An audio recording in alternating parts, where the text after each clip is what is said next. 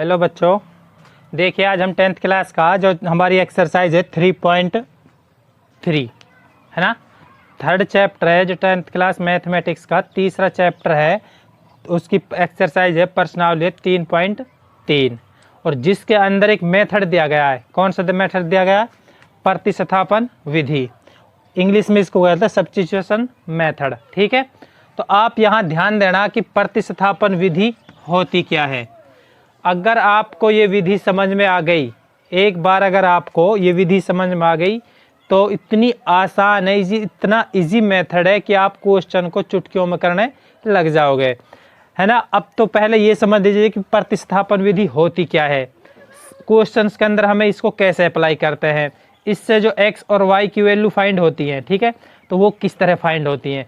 एक बार समझे तो क्वेश्चन, इस पहले क्वेश्चन के अंदर जो है क्वेश्चन है वो 6 पार्ट हैं। इसके 1-2 पार्ट मैं यहाँ करा दूंगा, बाकी पार्ट तुम खुद सोल्व करने लग जाओगे, लेकिन आपको ये वीडियो शुरू से अंत तक ध्यान से देखनी होगी। ठीक है, तो यहाँ देखिए हम शुरू करते हैं। पहले हम समझते हैं कि प्रतिस्थापन विधि होती क्या है, सब्स्टिट्यूशन मेथड होता क्या है ना। फर्स्ट ऑफ ऑल हम देखते हैं कि हमारे पास क्या रहेंगी, क्या मिलेंगी, हमें 2 रैखिक समीकरण मिलेंगे। पहली समीकरण क्वेश्चन नंबर 1 का पहले का पहला, हम क्वेश्चन भी साथ साथ एक सोल्व करते हैं और समझा देखते हैं।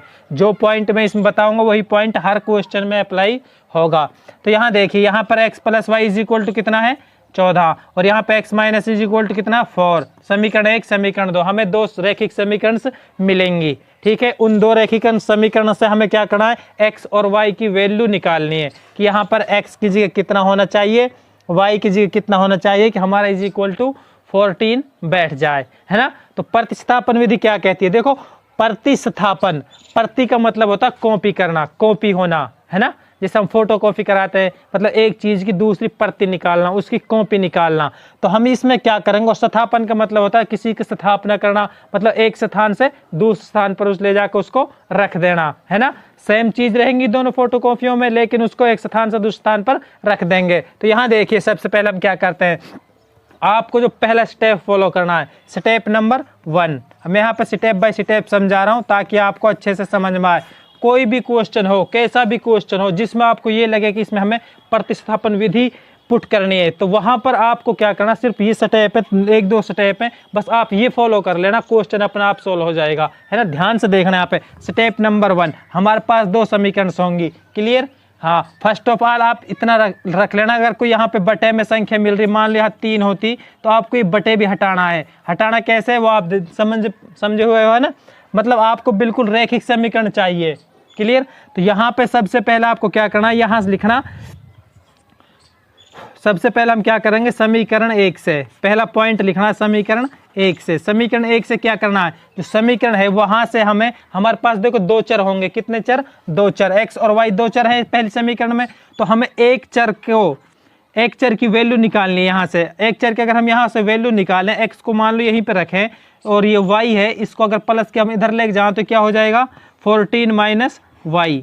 तो ये पहली समीकरण थी, हमने उसकी कॉपी बना ली, प्रति बना ली, है ना। उसकी कॉपी बना ली। क्या कॉपी बनाई कि x तो एक साइड रख लिया और 14 - y को हम एक साइड ले गए, है ना। वैल्यू सेम है सबकी, है ना, लेकिन हमने क्या कर दिया, थोड़ा उसकी कॉपी निकाल ली, है ना। तो पहली समीकरण से आप चाहो तो दूसरी से भी निकाल सकते हो, कोई सी एक से निकाल लो। ठीक है, एक से निकालने के बाद में हमें क्या करना है, समीकरण 1 से निकाला, या आपको ये समीकरण मिलेगी। मतलब इस तरह से कोई किसी एक चर की वैल्यू निकाल लो यहाँ से और उसका नाम रख दो समीकरण नंबर 3। ठीक है, हमने समीकरण 1 से या फिर 2 से किसी से भी निकाल लो, हमने निकाला x की वैल्यू, या फिर आप y की भी निकाल सकते हो। जो पहले अक्षर आता हम इसलिए जल्दी से उसकी निकाल लेते हैं। फर्स्ट में x की निकाला = मतलब x को यहीं पे रखो, सबको इधर साइड ले जाओ। अगर मान लो यहाँ पे 5 होता गुणा में, तो भी इसको यहाँ पे ले जाके बटे कर देते। ठीक है, तो यहाँ पे अकेला x रखना आपको और यहाँ उसका नाम कितना रख देना, समीकरण नंबर 3। अब ध्यान से देखना, अब क्या करना है यहाँ पे। अब हमें क्या करना है, कुछ नहीं करना। अब जो समीकरण 3 है यहाँ पे लिखो, समीकरण 3 को, है ना, जो हमारा समीकरण आई है उसको, समीकरण 3 को, इस समीकरण को समीकरण 2 में रखने पर अब जो समीकरण 3 आई है, इसको जो मान लो अगर आपने पहली समीकरण से निकाली है तो इसको दूसरी में रखो, अगर आपने दूसरी से निकाली है तो इसको पहली में रखो, है ना। तो मतलब जिससे आपने ये निकाली उसी में मत रखो, इसको जो बच गई समीकरण उसमें रखो। तो हमने क्या किया, तीसरी समीकरण बनाई थी हमने पहली समीकरण से, तो बच कौन सी गई, दूसरी। तो हमने तीसरी समीकरण को किस में रखा, समीकरण 2 में रखने पर। अब 2 में जब हम इसको रखेंगे, रखने का मतलब ये हो गया कि ये x की वैल्यू है, x के बराबर ये चीज आने वाली है। तो अगर हम x की जगह मतलब यहाँ पे देखो हमारा समीकरण 2 क्या है, x minus y is equal to 4, यही है ना। अब अगर हम यहाँ x की जगह क्या है 14 माइनस वाई रखें तो क्या होगा, देखो यहाँ पे 14 माइनस वाई, ये क्या हो गया हमारा, x की जगह हमने ये चीज ले ली दोनों, ठीक है। बच क्या गया, जो बच गया बाकी सबको लिख दो, minus y is equal to 4 लिख दिया। मतलब x की जगह हमने देखो x की जगह ये थी, तो x की वैल्यू हमने यहाँ पे पुट रखी, बस इसकी जगह ये रखिए, बाकी जो इसमें था सब कुछ सेम टू सेम लिख दिया है।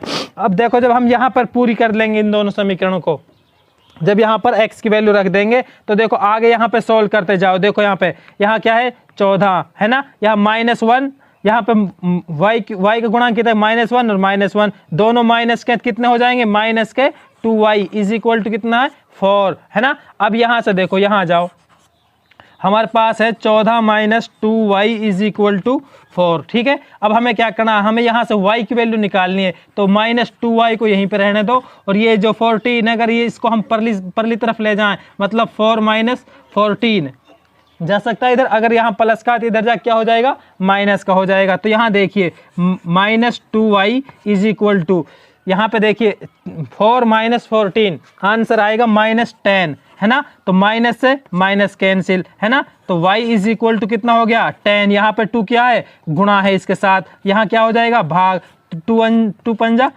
10 है ना।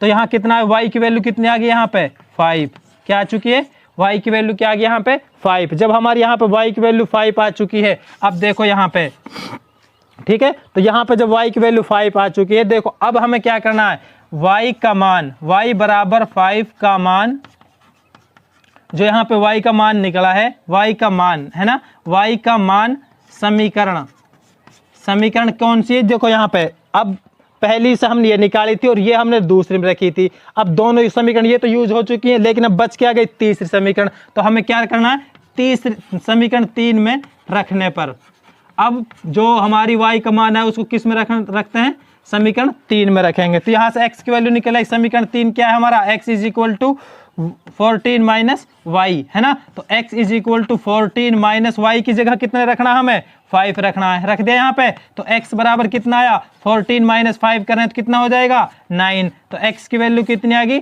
9, y की वैल्यू कितनी आई थी 5 है ना। तो ये हमारे देखो दोनों आंसर आ चुके हैं, यही थी हमारी प्रतिस्थापन विधि। इतना इजी मेथड है कि आप आसानी से समझ सकते हो, ठीक है। तो यहाँ एक बार और रिवीजन करा रहा हूँ, देखो यहाँ पे हमें प्रतिस्थापन विधि से सोल्व करना है। तो फर्स्ट ऑफ ऑल हमें क्या करना है, प्रतिस्थापन विधि के लिए हमें 2 इक्वेशन मिलेंगी, वो भी रैखिक समीकरण, ठीक है। तो अब आपको क्या करना है, पहली वाली या दूसरी वाली से जिसको आप आसानी से निकाल सको, ये इसमें कोई कंडीशन नहीं है कि पहली से ही निकालो, लेकिन फर्स्ट में पहली पढ़ती है तो इसलिए हम पहली से निकाल चलते हैं, है ना। तो आप पहली से निकाले, दूसरी को किसी एक समीकरण से निकालो। क्या बनानी है हमें, समीकरण 3 बनानी है, और उसमें सिर्फ एक चर को, चाहे इसमें y रखो यहाँ पे, चाहे x रखो, x रखोगे ज्यादा बेटर रहेगा, है ना। तो यहाँ पे x को यहीं पे रहने दो, मतलब, और इसके साथ जितनी बाकी संख्या सबको एक साइड ले जाओ, x अकेला इधर और बाकी सब संख्या इधर, तो इससे हमारी समीकरण 3 निकल के आएगी। अब हम जिस समीकरण से हमने ये निकाली उसमें ना रख के जो बच गई उसमें रख दो, मतलब x की वैल्यू अब ये है तो x की जगह इसमें रख दो, यहाँ पे लिख दो समीकरण 3 को समीकरण 2 में रखने पर। तो समीकरण ये थी हमारी 2, है ना। अगर हम इस समीकरण में x की जगह इसकी जगह ये रख दें तो हमारा जो बाकी जो इसका पोर्शन है सब सेम टू सेम रखो, बस इसकी जगह x की जगह ये वैल्यू रखो जो समीकरण 3 में निकल के आई है।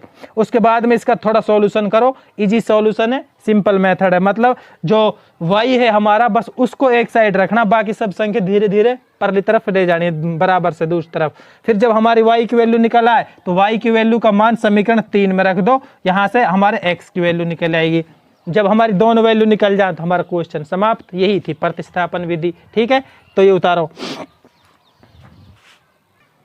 अब देखिए यहाँ पे ये हमारा पहला क्वेश्चन का सेकंड पार्ट है, ठीक है। इसमें क्या है कि s minus t is equal to 3 पहली इक्वेशन है, और सेकंड इक्वेशन क्या है, s/3 plus t/2 is equal to 6 second equation है हमारी, ठीक है। तो इस कंडीशन में हमें क्या करना, मैंने पहले ही बताया था कि जिसमें कोई फ्रैक्शन में संख्या हो, जिसमें संख्या फ्रैक्शन में हो, पहले उसको एक मतलब उसकी फ्रैक्शन खत्म कर दो, है ना। तो देखो पहली समीकरण तो हमारी ठीक है, दूसरी समीकरण फ्रैक्शन। अगर हम इस समीकरण को यहाँ से एलसीएम लेके, इनका एलसीएम कितना आ गया, 6 आ गया, यहाँ से 2 करा 2s, यहाँ से 3 करा, प्लस में 3t इज इक्वल टू 6, है ना। अगर हम यहाँ से दोबारा निकालें, यहाँ 6 यहाँ फ्रैक्शन में, इधर जाकर क्या हो जाएगा, यहाँ भाग हो रहा है तो यहाँ जाकर गुणा हो जाएगा, मतलब 2s प्लस में 3t is equal to 6 into 6, है ना। तो मतलब 6 इंटू 6, तो यहाँ दोबारा देख लो 2s plus 3t is equal to 36। अब हमारी समीकरण नंबर 2 ये होगी। चाहो तो आप इसी का नाम 2 रख लो, अगर इसका नाम 2 रख लिया तो यहाँ पर 3 रख दो, चाहे इसको मिटा दो, यहाँ पे डायरेक्टर 2 रख लो, आपकी मर्जी, आप जैसा करो, क्योंकि ये बुक में दिया होगा, आप इस समीकरण 2 ही मानो, और यहाँ पे जो आपको फ्रैक्शन हटाने पर जो समीकरण मिल रही है उसको समीकरण 3 नाम रख दो, है ना। अब हमारे पास समीकरण 1 और समीकरण 3, अब हमारा इससे कोई मतलब नहीं है, ये जो समीकरण है इससे कोई मतलब नहीं, क्योंकि इसी का रूप ये है, इसका दूसरा रूप ये है, जो हमने इसमें भिन्न फ्रैक्शन दिया हुआ था वो खत्म किया, बस ये और ये दोनों बराबर है, तो हमें अब ये यूज करनी है, ठीक है, ये यूज नहीं करनी है, ठीक है। तो अब हम क्या करते हैं, हमारा जो क्या था, मैं प्रतिस्थापन विधि से हल करना, तो सबसे पहले हम क्या करेंगे, समीकरण 1 से, समीकरण 1 से, ठीक है। समीकरण 1 से क्या निकालेंगे, किसी एक चर की वैल्यू निकालेंगे, तो यहाँ s की अगर हम वैल्यू निकालें, s minus t is equal to 3, ये कौन सी थी हमारी, समीकरण नंबर 1, इससे हम निकाल रहे हैं, क्या निकाल रहे हैं, s इज इक्वल टू यहाँ पे 3 है, अगर ये t माइनस का इधर जाएगा तो क्या हो जाएगा, प्लस का 3t, है ना, यहाँ पर प्लस का t हो गया, मतलब s is equal to 3 plus t। तो ये समीकरण नंबर मान लो इसको, यहाँ पहली दूसरी तीसरी, यहाँ मान लो इसको फोर्थ समीकरण, समीकरण 4 हो गई है, तो ये समीकरण की s की वैल्यू आ गई 3 प्लस t, ठीक है। अब हमें क्या करना है, यहाँ पे देखो, अब हमें क्या करना है, इस समीकरण जो फोर्थ आई है ना, तो यहाँ पे लिख दो समीकरण फोर्थ को, है ना, समीकरण फोर्थ को, समीकरण देखो हमने पहली से निकाली थी, फोर्थ आई थी, है ना। तो अब इस फोर्थ को, हमारे पास 2 समीकरण, पहली और तीसरी है, तो अब इसी कैंसिल है, ठीक है। तो अब बच गई ये समीकरण, तो इसमें रख दो, है ना, समीकरण 3 में रखने पर, 3 में रखने पर, ठीक है। अब यहाँ पे समीकरण 3 क्या हमारी, 2s plus 3t is equal to 36, यही थी। अब यहाँ देखो s की वैल्यू रखनी है, यहाँ पे s की वैल्यू तो आई है 3 प्लस t, तो यहाँ देखो 2 और यहाँ पे मल्टीपल s की वैल्यू कितनी है, 3 प्लस t, प्लस में 3t इज इक्वल टू 36, यही है ना। अब देखो यहाँ पे, अब इनकी गुणा कर लो, अब तो सिर्फ ये सिंप्लीफिकेशन करना है इसका। यहाँ देखो 3 इंटू 2 करें तो यहाँ पे कितना हो गया, 6। अब जब ये दोनों से गुणा यहाँ पे मल्टीपल है, तो यहाँ करें तो प्लस 2t, प्लस यहाँ कितना 3t इज इक्वल टू 36। अब यहाँ देखो 2t प्लस 3t कितना हो गया, यहाँ पे 6 पहले से ही है, तो 6 प्लस में 5t इज इक्वल टू यहाँ पे कितना है 36। अब यहाँ देखो 5t को यहीं पर रहने दो, 36 इधर है, अगर ये प्लस का इधर जाएगा तो क्या हो जाएगा, माइनस का, तो t is equal to 36 minus कितना हो गया 30। ये इस जो ये 5 है, यहाँ पे 5 बचेगा, तो यहाँ पे t इज इक्वल टू 30, अगर यहाँ पे गुणा है तो इधर जा क्या हो जाएगा भाग, इसको काट लो, यहाँ पे 6 आ जाएगा, तो t इज इक्वल टू कितना आ गया 6, है ना। 6 पंजा 30 होता है, तो t की वैल्यू कितनी आ गई, 6 आ गई। अब हमें क्या करना है, t का मान समीकरण जो हमने पहली से निकाली थी, समीकरण 4 में रखने पर, तो समीकरण 4 कौन सी है हमारी, ये वाली, s is equal to 3 plus t, मतलब s is equal to 3 plus t, t की वैल्यू कितनी है 6, वैल्यू रख दो, तो s की वैल्यू कितनी आ गई 9, तो s की वैल्यू 9, t की वैल्यू कितनी है 6, तो यही क्या आ गया हमारा आंसर। इतना ही सिंपल है, ठीक है। तो पहले क्या करना, जो भी हमारे पास 2 समीकरण हैं उनको सबसे फर्स्ट आपका इंपॉर्टेंट यही है कि अगर कोई फ्रैक्शन में आ रहा है तो उस फ्रैक्शन को ख़त्म कर दो एलसीएम लेकर, उनका मतलब इधर उधर भेज दो उनको, पर यहाँ फ्रैक्शन में मत दिखाओ। अगर आप यहाँ से सॉल्व करने बैठ गए तो आपकी वैल्यू उलझ पुलझ हो जाएंगी, ज़्यादा दिक्कत आएगी क्वेश्चन में। तो सबसे पहला आप इसको एक इस फॉर्म में लाओ, इस फॉर्म में लाने के बाद में पहली और दूसरी समीकरण 2 बन जाएंगी, उस पहली समीकरण से निकालो, उसके बाद में सेम प्रोसेस चला अपनाओ, ठीक है। उतारो जल्दी। देखिए बच्चों, ये क्वेश्चन नंबर 1 का पहले का 5वां क्वेश्चन है, ठीक है। इसके अंदर कुल 6 पार्ट है, पहला, दूसरा और ये 5वां, 3 मैं करा रहा हूं, बाकी तुम्हें खुद से करना है। आसान मेथड है, सिर्फ सब स्टेप जितने भी मैंने करे प्रतिस्थापन विधि में आपको वही स्टेप यूज करना है, ठीक है। तो यहाँ देखिए फर्स्ट में हम क्या करना, बच्चे क्या करते हैं, जहां पर पॉइंट आ गया या फिर फ्रैक्शन आ गया वहीं पे घबरा जाते हैं, मतलब सोचते हैं कि हमसे सिंप्लीफाई नहीं होगा। उनका मेन प्रॉब्लम क्या होती है कि उन पे फ्रैक्शन की, पॉइंट्स की और अंडर रूट की जमा घटा गुणा भाग करनी नहीं आती है ना। कुछ भी नहीं है, आसान है, वो सीख लो पहले, फिर उसके बाद वो बड़ी आसान हो जाएगा। तो हम क्या करते हैं, यहाँ क्वेश्चन करते हैं, यहाँ अंडर रूट का क्वेश्चन, घबराने की कोई बात है ही नहीं। तो हम क्या करते हैं, हमारा वही मेथड है, हम क्या करते हैं, सबसे पहले इसके अंदर फ्रैक्शन तो कोई नहीं है ना, नहीं है तो हमारे इक्वेशन ठीक है, आसान हो जाएंगे। तो सबसे पहला हमारा पॉइंट था कि समीकरण 1 से कुछ भी वैल्यू आए निकालो, ठीक है। तो यहाँ देखिए, यहाँ समीकरण 1 है कि 2x प्लस में under root 3y is equal to 0, समीकरण 1 ये है हमारी। अब हमें यहाँ से x की वैल्यू निकालनी है, तो मतलब x यहाँ पे रखना, बाकी सब इधर ले जाना है। तो यहाँ देखिए, यहाँ क्या है, अंडर रूट 3y को अगर हम इधर ले जाएं तो ये हो जाएगा, यहाँ पे 0 है तो 0 माइनस अंडर रूट 3y ले गए, कोई दिक्कत नहीं है। तो यहाँ देखिए अंडर रूट 2x इसके साथ है, तो यहाँ पे अब x बचेगा। तो यहाँ देखिए 0 माइनस अंडर रूट 3y, यहाँ पे अंडर रूट 2 है, अगर हम इसको यहाँ पे गुणा है, अगर इसको इधर ले जाए तो क्या हो जाएगा, ये भाग। यहाँ 0 लगाने की कोई ज़रूरत नहीं है क्योंकि 0 की वैल्यू खत्म होती है, तो यहाँ पर अंडर रूट 2 लगा दिया। तो ये समीकरण मान लो 3, ठीक है। तो x की वैल्यू क्या आ चुकी है, यहाँ पे ये वैल्यू आ चुकी है, यहाँ पे y की वैल्यू फाइंड करनी है ना। यहाँ देखिए, अब जो समीकरण 3 आई है वही अपना पोर्शन सेकंड वाला, कि समीकरण 3 को कौन सी समीकरण रखना है, समीकरण 1 से निकाली थी तो समीकरण 2 में रखो, समीकरण 2 में रखने पर अब समीकरण 2 क्या है हमारे, यहाँ पे समीकरण 2 है, यहाँ पे अंडर रूट 3x पर minus under root 8y is equal to 0 है ना। तो यहाँ पर x की जगह बस इसकी जगह ये वैल्यू पुट कर दो, अंडर रूट 3 है ना, और यहाँ पे जो वैल्यू है सारी रखो। अंडर रूट 3 तो यहाँ पहले ही है, और गुणा में क्या है, माइनस अंडर रूट 3y और अपॉन में अंडर रूट 2, क्लियर। यहाँ पे अब यहाँ पे क्या है, minus 8 under root minus 8y, ठीक है, ये इज इक्वल टू क्या है, 0, ठीक है। अब हमें क्या करना है, ये अंडर रूट जो 3 है इसको यहाँ पे गुणा कर दो। यहाँ पर अगर हम गुणा करेंगे, कभी भी देखना, यहाँ पे बता रहा हूँ कि अंडर रूट से अगर सेम अंडर रूट की वाली संख्या गुणा हो रही है तो यहाँ पे खाली 3 आएगा, इसका आंसर कितना आएगा, ओनली 3 आएगा, ठीक है। तो हमें क्या करना है, इसको यहाँ पर जब मल्टीप्लाई करेंगे तो यहाँ हो जाएगा, माइनस है यहाँ पे प्लस, तो वैल्यू माइनस में आएगी। अंडर रूट 3 की गुणा करेंगे तो कितना आएगा, अंडर खाली 3y, और अपॉन में कितना है इसका, अंडर रूट 2, ठीक है। तो ये इसका निकल के ये आ जाएगा, ठीक है। मतलब आप ये समझो कि अगर यहाँ हम गुणा लगा दें, इसका पौन कुछ ना तो 1 करो, नीचे नीचे गुणा, ऊपर ऊपर गुणा, जो हमारे चर है चर को चर रखो, गुणांक के जो इसके गुणांक को गुणांक में गुणा कर दो। जब यहाँ पर अंडर रूट 3 है, यहाँ अंडर रूट 3 है, दोनों की जब मल्टीपल होगी तो खाली 3 आ जाएगा, ठीक है। नीचे अगर अंडर रूट 2 से 1 की गुणा करता अंडर रूट 2 रह जाएगा, बचेगा क्या, minus under root 8y is equal to 0, ठीक है। अब इसका सिंप्लीफिकेशन करो कि किस तरह होगा, है ना। तो हमें क्या करना है, पहले इसका फ्रैक्शन ले लेते हैं। यहाँ पर अंडर रूट 2 है, यहाँ पर 1 है, तो यहाँ पे वैल्यू आएगी अंडर रूट 2 में, ठीक है। नीचे तो अंडर रूट 2 आ गया। अब क्या करते हैं, इसकी यहाँ पे गुणा करते हैं, इसकी यहाँ पे गुणा करते हैं। यहाँ गुणा किया तो माइनस 3y है ना, और इधर गुणा किया तो माइनस, यहाँ पे देखो अंडर रूट 2 है, यहाँ पर कितना है, अंडर रूट 8 है। कभी भी देखना, एक बात बता रहा हूँ, यहाँ पे देखो अंडर रूट 8 को अगर हम अंडर रूट निकाले तो इसका निकलेगा 2 अंडर रूट 2, कितना निकलेगा, 2 अंडर रूट 2। जब हम 2 अंडर रूट 2 से गुणा करेंगे किसको, अंडर रूट 2 को करेंगे, तो यहाँ देखिए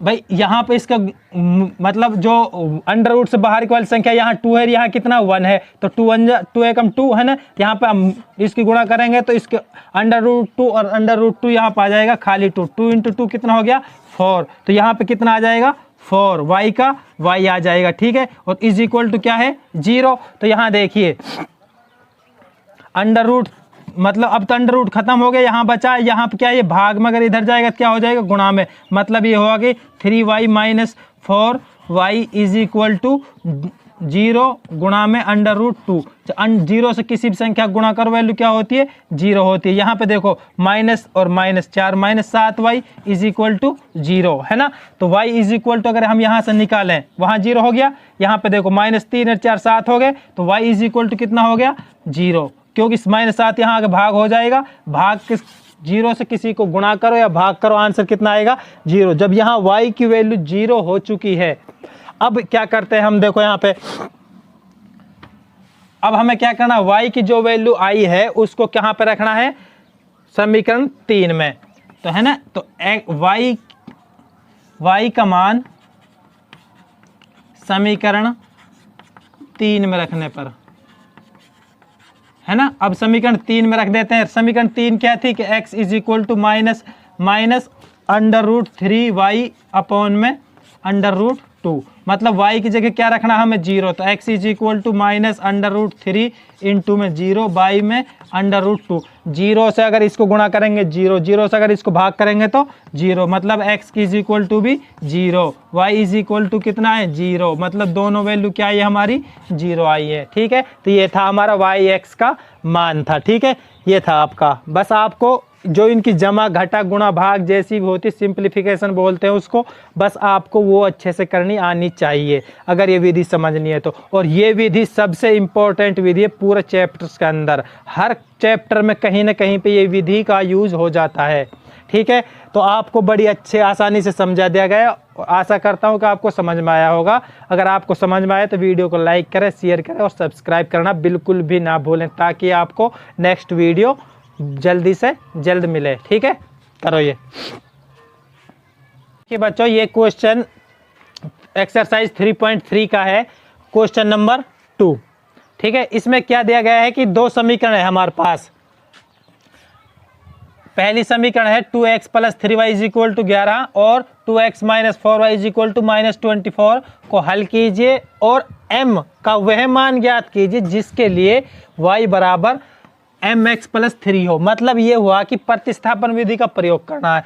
सबसे पहले हमारे पास दो समीकरण है। ठीक है, एक नई चीज़ क्या रख दी उन्होंने, ये रख दी, है ना। तो देखो बहुत ही आसान है। सबसे पहले हम क्या करते हैं कि हम जो हमारे पास दो रैखिक समीकरण वो लिखते हैं। पहले रैखिक समीकरण क्या है, 2x + में 3y इज इक्वल टू 11। ठीक है, पहली समीकरण एक होगी। दूसरी समीकरण क्या है, 2x - 4y is equal to -24, समीकरण नंबर 2 होगी। जब दोनों समीकरण ये निकल गई, हमारे पास दोनों समीकरण दी हुई है, अब हमें क्या करना, इन दोनों समीकरणों से x और y की वैल्यू निकालेंगे प्रतिस्थापन विधि से। ठीक है, उसके बाद में जो यहाँ पे वैल्यू x क्या आएगी यहाँ पर रख देना, y क्या यहाँ पर रख देना, बच गया m अपना आप निकल जाएगा। ठीक है, घबराने की कोई बात ना। यहाँ पे देखिए फर्स्ट ऑफ ऑल हम क्या करते हैं, अपना वही मेथड अपनाते हैं, समीकरण 1 से भाई प्रतिस्थापन विधि कर रहे हैं तो समीकरण नंबर 1 से, समीकरण नंबर 1 से क्या करना, हमें x की वैल्यू निकालनी है। ठीक है, x की वैल्यू निकालने के लिए क्या करेंगे, यहाँ पे देखिए यहाँ पे है 2x + में 3y is equal to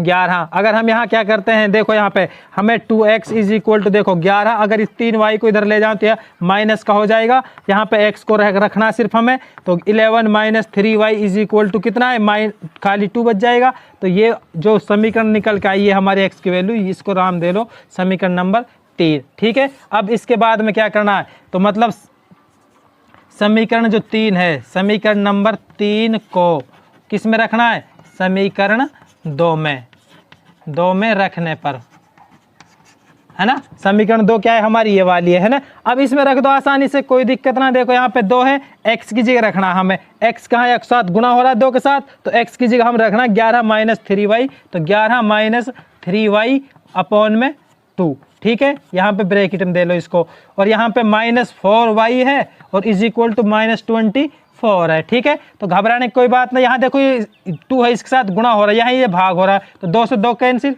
cut गया आराम से, कोई दिक्कत ना। आप जो बच गया वो लिखो, 11 - 3y और यहाँ पे -4y इज इक्वल टू -24 बच गया। अब देखो यहाँ पे -3y तो -7y हो गया। ठीक है, यहाँ पे देखिए 11 किसका, प्लस का, जब इधर ले जाएंगे हम इसको क्या हो जाएगा, माइनस का, तो -24 माइनस का 11। ठीक है, तो -7y is equal to minus कितना हो गया, 35 हो गया ना। यहाँ पे माइनस से minus cancel, y is equal to हो गया 35y, यहाँ कितना 7 है ना, 7 × 5 35 है ना। तो y की वैल्यू कितनी आ गई यहाँ पे 5 आ गई है ना, आ गई ना 5। कितना आसान है देखो यहाँ पे। अब क्या करना है हमें, कुछ भी नहीं करना अब क्या करना है, y का मान समीकरण 3 में, जो हमने समीकरण यहाँ 3 निकाली थी इसमें रख दो बस। 3 में रखने पर अब हम समीकरण जब 3 में रखेंगे, समीकरण 3 क्या हमारे x is equal to 11 minus 3y by 2, ठीक है। तो x is equal to 11 minus 3 into में y का मान कितना रखना है 5 रखना है। तो यहाँ 5 रखो, y में 2 करो, ठीक है। अब यहाँ पे x is equal to 11 minus 3 पंजा 15, 15 बाई 2, ठीक है। तो x इज इक्वल टू 11 में 15 गए तो माइनस का 4 बाई 2 आ गया। यहाँ पे 2 से कैंसिल हो जाएगा, ये x is equal to minus का 2। यहाँ पे x की वैल्यू कितनी आई, माइनस की 2 आई है, और y की वैल्यू कितनी आई है 5 आई है ना। यहाँ पे लिख दो y की वैल्यू कितनी आई है 5 आई है। अब x और y दोनों की वैल्यू निकल गई। अब हमें ये कंडीशन दी थी कि अगर हम y is equal to m x plus में 3 करें तो क्या होगा, कुछ नहीं है, x की जगह x की वैल्यू रखो, y की जगह y की वैल्यू रखो। देखो यहाँ पे कर रहा हूँ मैं, ठीक है। अगर हम यहाँ y की जगह कितना रखें 5 रखें, यहाँ 5 रखो, m का m रहने दो, यहाँ कितना है माइनस का 2 है, 2 रहने दो, प्लस में 3, ठीक है। अब ये 3 यहाँ पे प्लस का जब इधर आएगा तो क्या हो जाएगा माइनस। तो 5 minus 3 is equal to minus 2m है यहाँ पे। यहाँ कितना बच गया 5 माइनस 3 इज इक्वल 2 बच गए है ना। और यहाँ पे ये 2 क्या इसके साथ मल्टीपल, यहाँ क्या हो जाएगा भाग, यहाँ माइनस का तो माइनस का ही रहेगा, इज इक्वल टू क्या बच गया m, 2 1 जा 1, तो m बराबर कितना बचा, m बराबर बचा माइनस का 1 बचा। यही था हमारा क्वेश्चन। बताओ, हमें m की वैल्यू बतानी थी और x y की हमने निकाल ली। ये हमारा सेकंड क्वेश्चन था, है ना। प्रतिस्थापन विधि बड़ी आसानी से, पहली समीकरण से निकालो, जो निकल गया उसको समीकरण 2 में रख दो, जो समीकरण 2 से वैल्यू निकल गया उसको फिर आप समीकरण 3 में रख दो, और बाकी आपको वही जमा घटा गुणा भाग करना अच्छे से आना चाहिए बस, और कुछ नहीं है इसमें। जो दिया गया है वो करो, ठीक है, करो ये।